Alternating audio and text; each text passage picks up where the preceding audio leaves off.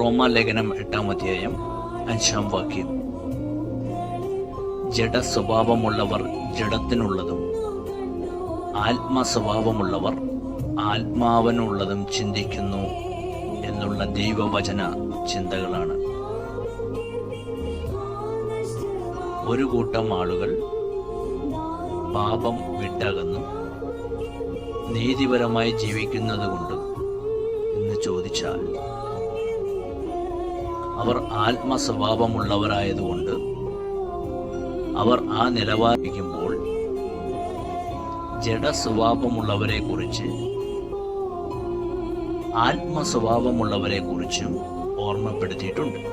റോമാലേഖനം 7-ാം അധ്യായത്തിന്റെ 18-ാം വാക്യത്തിലേക്ക് കടന്നു പോകുമ്പോൾ, എൻ്റെ ജഡത്തിൽ നന്മ വസിക്കുന്നില്ല എന്നു ഞാൻ അറിയുന്നു, നന്മ ചെയ്യുവാനുള്ള താല്പര്യം എനിക്കുണ്ട്,